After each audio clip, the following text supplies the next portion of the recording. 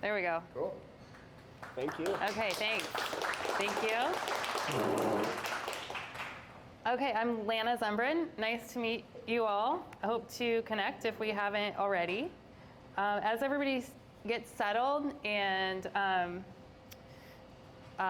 gets back to focusing up here and not on the conversations you just had, which is always good, I just would like you to fill out this really short survey. There's only 3 questions, and it just kind of frames the conversation that we're going to have.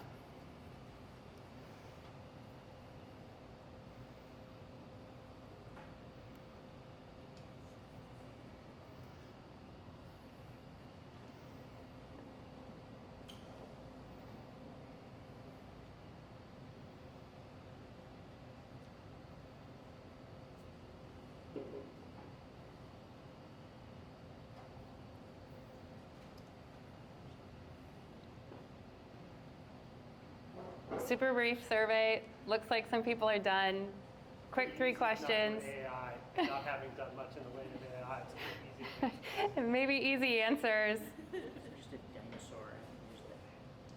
Okay, if everybody's got the code scanned and is in the survey, I'm going to go ahead to the next slide while you finish that up. Just wanted to introduce myself a little bit and frame the conversation further. I started my career about 20 years ago in economic development, and then moved to traditional economic development. Can talk more about what that is if anybody's curious after the talk. And then moved to startup ecosystem building, and then did strategy consulting, which I still do with my company Level Up. And just a couple years ago, started doing software development and did a full stack boot camp for 6 months, and mostly for the purpose of more technical projects at my consultancy. So I do mostly technical product management, lots of PM work, and then some software development, which will make a little bit more sense when we get into the workflow that I'm going to talk about, because they're not enterprise level projects. So these are great. This is a great workflow for anybody who is doing side projects, wants to build their niece a dog walking site like I did over Christmas, like 3-hour project, fun stuff like that. Okay, why I use AI. Really great ideation. I'm sure, just a show of hands, you just filled this out on the survey, but who all is using AI? Okay, so lots of ideation, help, thought partnership, skipping the easy stuff in coding, right? My number one reason for using AI, and the reason why I'm up here talking about it, is because I've learned so much, and I think it's just a great teacher. So specifically for new software developers or for learning new things, like last night I went to a workshop on evaluating LLMs and how to build that into my workflow, which is not pictured on this yet, but maybe another talk in the future. And then just future proofing, because everybody's talking about what AI is going to do, right? Old conversation at this point, but one of the things that I've found from this workflow is that it's a lot more like technical product management than software development when you're using this AI workflow. So I jumped ahead. A lot of the tools that maybe you've heard of, maybe you haven't, it's kind of small, sorry about that. Replit Agent. And again, I'm just going to ask you to raise your hand if you've used these tools. Anybody used Replit Agent? One in the back, that's it, okay. Lovable.dev, anybody use that one? Nope. Bolt.new? Nope, no takers on any of these? Okay, how about vo.dev? 1, okay, awesome. 2, great. And then last one that I'm gonna focus on more tonight and do a demo of is Windsurf. It's an agentic IDE. Has anybody used Windsurf? Okay, and who's used Cursor? More people on that one. That one's much more popular. So, okay, let's get into it. So this workflow that I've been using for about 2 months now is like 8 steps. And so to explain this diagram, the purple is the thing that I'm doing, and then the blue box below it is the tool that I'm using to do it with. So the first and the, what is that, 6th one right there, that are not purple and blue, those are part of my workflow, typically for consulting projects, that type of thing, or for work, but not necessarily for a side project. So I didn't use them in these 2 projects that I'm gonna go over tonight. or product requirement docs. I'm sure many of you use those at work or are familiar with them. There's a great new tool called Chat PDR that I would recommend if you're generating any of those. And then I also just use like any chat tool, like Chat GPT has a good, I have a good flow that I use for PRDs for Chat GPT. And I just opened the tabs here, so I'm just kind of gonna overview some of these. This is the Chat PDR site. And then jumping back to the next step of really ideating and prompting to structure the project that I'm gonna work on. So I take my original idea and just do a basic prompt. So I'm using vo.dev as my preferred tool. Lots of these other ones that I talked about here are good for other purposes. Tons of people love Replit. I don't have as good of luck on Replit personally. And lovable.dev is really great. I've heard for people that are not as technical. So if there's somebody who's just like, maybe just only front end, or maybe isn't really even working in their IDE, like in a code editor, then I recommend Lovable. Okay, so v.o is made by, oops, sorry about that. Do I have a v.o tab? Oh, this is it. Okay, so this is really small. I'm gonna try to get it a little bit bigger. V.o is Vercel's UI UX generator AI tool. So what I've done is taken a simple prompt, right, like my idea. Let's make a simple one-page website to invite people to a holiday party, RSVP, something else I can't see right there, add to their calendar and chat with other guests. Okay, so my husband and I host an annual holiday party, and I was like, this year I'm just gonna build a site so that I don't have to use like Eventbrite or Luma or anything else, or just a simple text message. And so this project took me like a day and a half, like very short amount of time, working a couple hours each day, right? So super easy side project. And just in the prompt, of course, prompt engineering, everybody's familiar with that at this point if you're using AI. Giving it some context, like the site should be mobile first, because I figured most people were gonna text our friends this link, they're gonna open it on their phone. The party should address guest chat.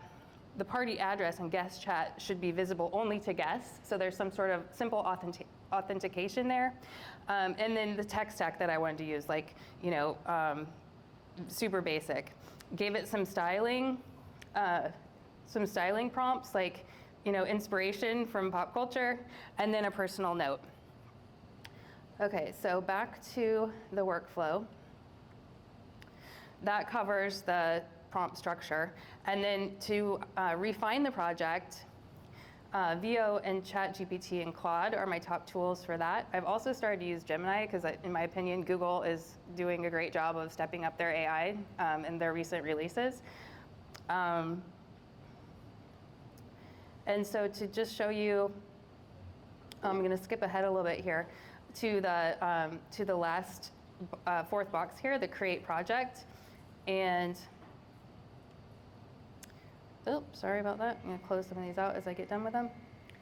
So this is back to the VO. There's a code preview, right? So you can see this is actually I think it was a Next.js project. And so you can see the project structure right there. And then it's got the preview. So then you can go through and iterate. You can see all these prompts that I've done to iterate into the preview that I want. And I'll just show you real quick. The other project that I'll show you, which is a Python project with Django that I'll show in a minute, is this project. So you can see like similar prompting, pretty simple. That's VO. It's basically just generating the initial UI and then the structure. Okay. Oh, actually one other thing I wanted to show you with that, so I'll pull it back up, which is who's used Shad CDN? A couple people. Okay, so it's a tool as well for some components, easy components. And what VO does that I love is it makes any front-end work for us Python devs, like if maybe you're not design oriented, it makes it super easy. So if you want a side project to look pretty, or you're doing like a contract job or whatever,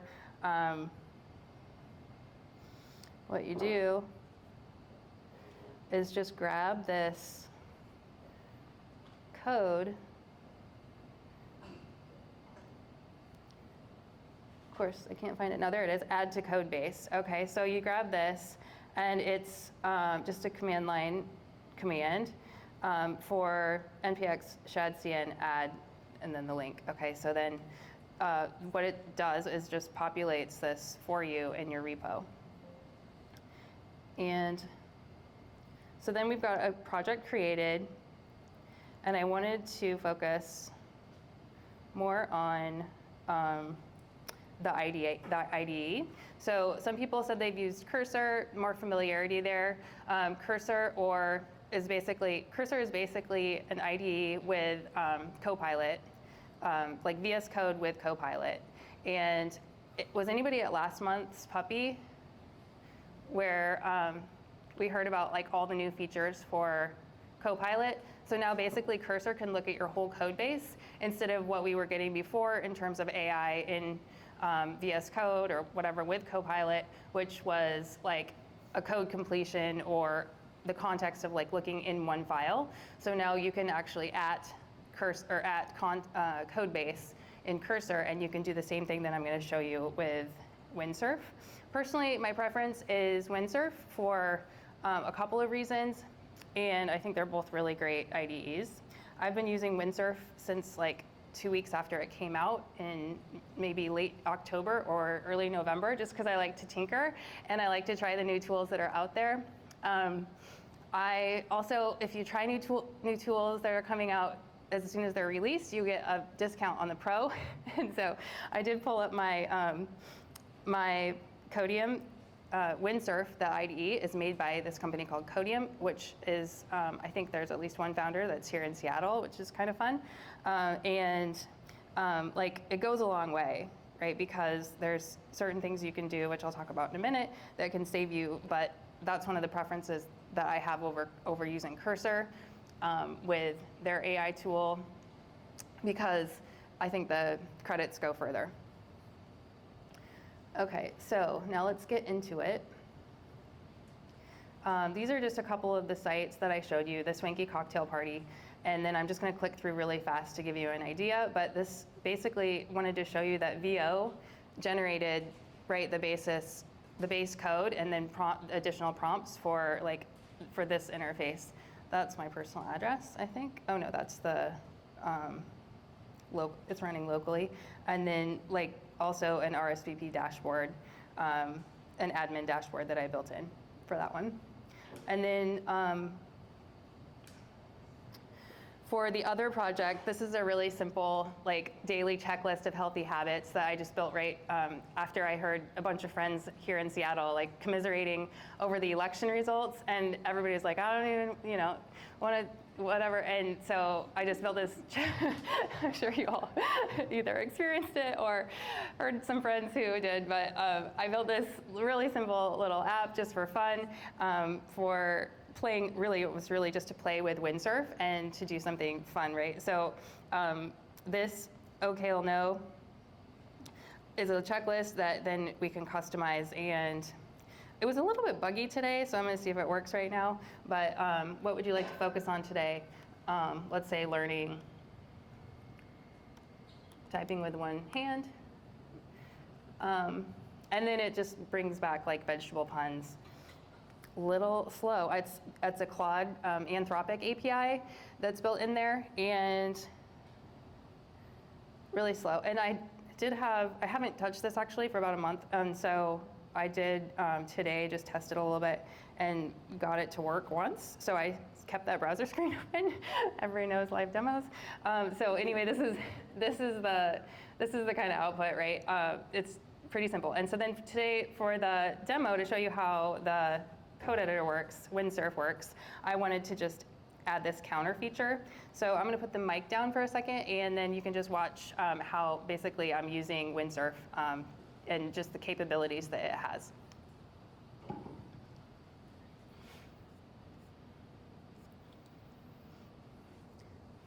Take it back. Okay, so I did prompt it just right before this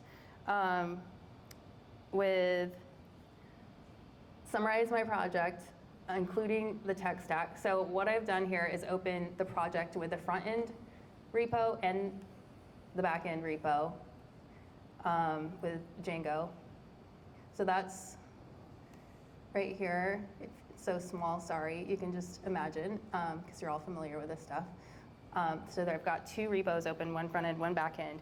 And then I said, summarize, take a look at the whole code base. My exact prompt was, summarize my project, including the tech stack, right? And so then it lists what I've got in here. And then my next prompt is update the front end README to reflect this.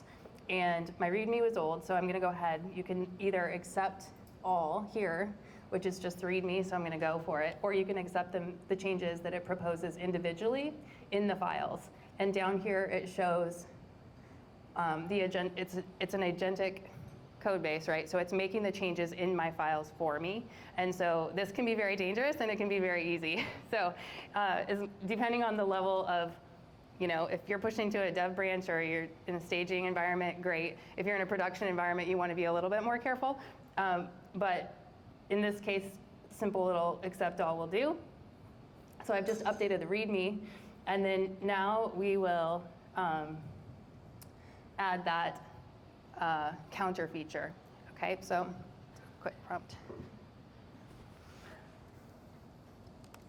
Let's add the counter feature. You want me to hold the mic for you? Oh, sure. Thanks. Okay, so my prompt so far, again, apologies it's so small. I'm going to try to make it a little bigger there. There we go. Let's add the counter feature. The counter should track all users and refresh all the time. We'll just say that. Okay, so let's see what happens. Thank you.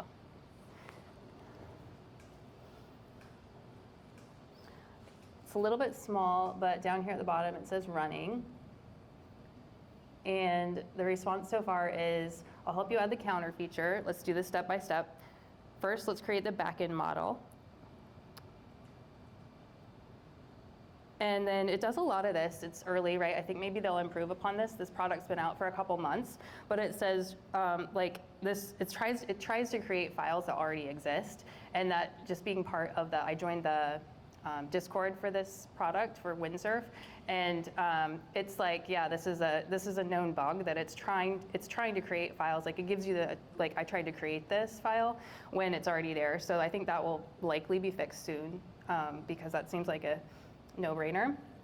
You should just be checking and then not necessarily saying it, but maybe it's beneficial, maybe it's intentional that they're trying to say that they're having it go through that to say, okay, checking, oh, it's there. Great, let's update the existing models.py to add our counter. Now let's add the view to handle the counter, right? And it just goes down like URLs, API file. Finally, let's update the app.jsx. Okay. So making all the changes, and then it summarizes. The counter feature will track total visits to the site, auto refresh every 30 seconds, display in a green box at the bottom of the page, show the count with a cute kale emoji. Okay, great. It's got the whole vibe of the project. So I'm gonna go for it. Normally I would probably click in and look at the changes a bit more. Maybe we'll do that real briefly. So you can see kind of the flow here. Okay, I'm gonna go ahead and accept all without looking closely at it. I hear some laughs like, don't do that. Okay.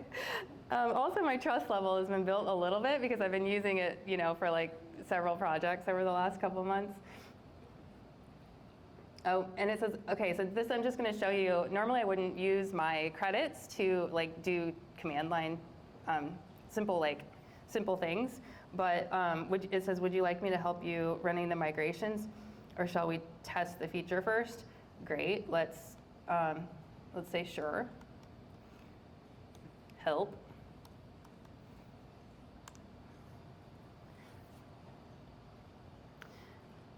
Okay, it's just gonna tell me to do make migrations. And this is what I wanted to show you, right, is that it will actually run the terminal commands for you. So I'm going to say yes, accept. I want it to run. Okay, you're getting the gist of it. I think I can probably stop here since I'm running up to 7:30. But for anybody who hasn't tried this yourselves, I hope this inspired you a little bit because it's a super easy workflow. Okay, and it can just be like a little bit of fun and energy in your maybe less energizing role that you do every day. So in case you have any side projects that you want to do, just wanted to show you that. Okay, and then finally, I've just used, like for the holiday party site, I just used Vercel and Redis and Namecheap, right? Bought a URL, and these things are live. Both of those two projects that I just walked through are both live. So yeah, pretty simple. I also like to have like the kale that I had on there on the 7th box here. I used Canva for the assets, and I used to have a pro for a client that I was working with, and now I just have a free site. I upgrade and downgrade my software subscriptions oftentimes based on my client work. And yeah, if you have any questions about the workflow, happy to answer questions.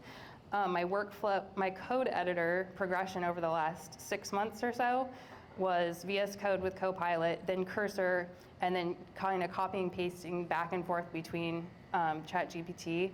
And then now they've added like @context, like I mentioned before. And then also Windsurf. So like I said, Windsurf is now my #1 preference. I think I covered all this stuff. And if you don't mind, I have a second survey for you. I saved a couple of minutes for it. I'm a consultant, so I am all about the data. Would love your feedback. And then the second QR code there after you submit the survey is just my LinkedIn to connect. So thanks in advance for filling the survey.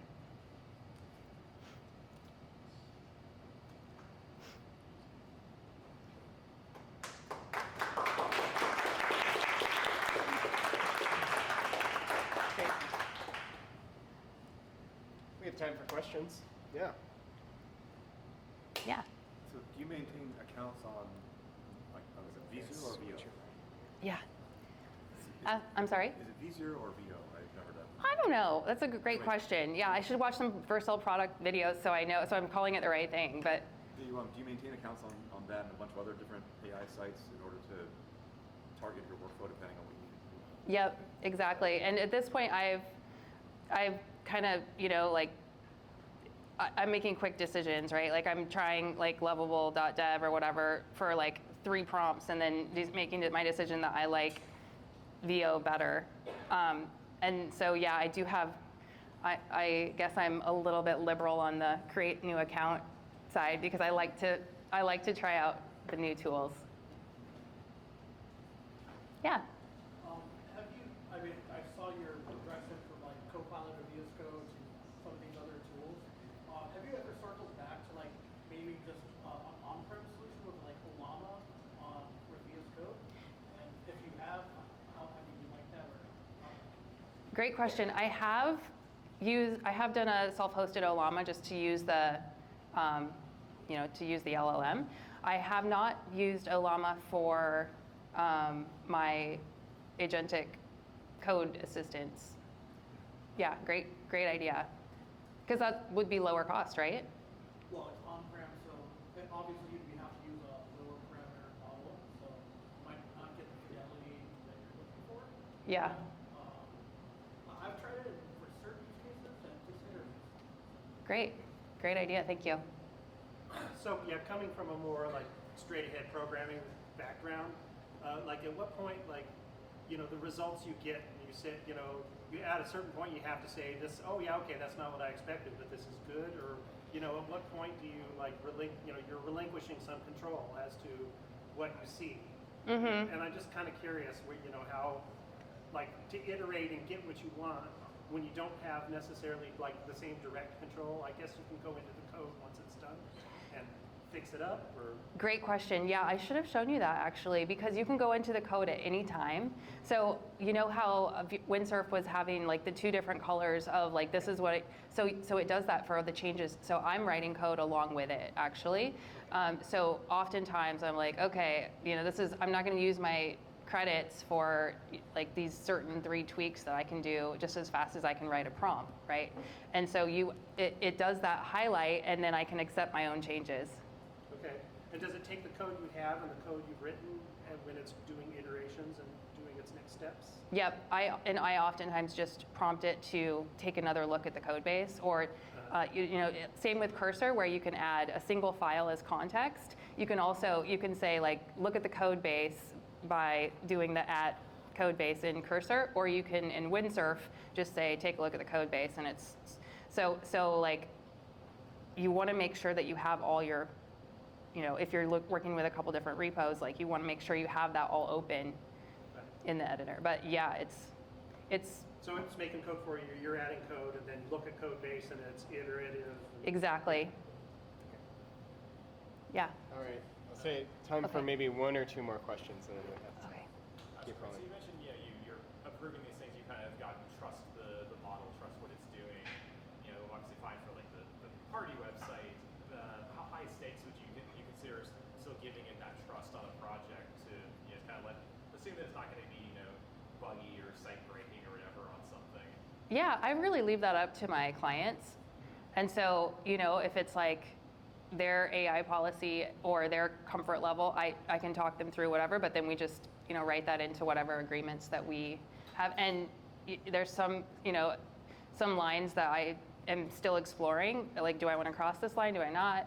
But in general, writing code is, I'm like, yeah, all in on it.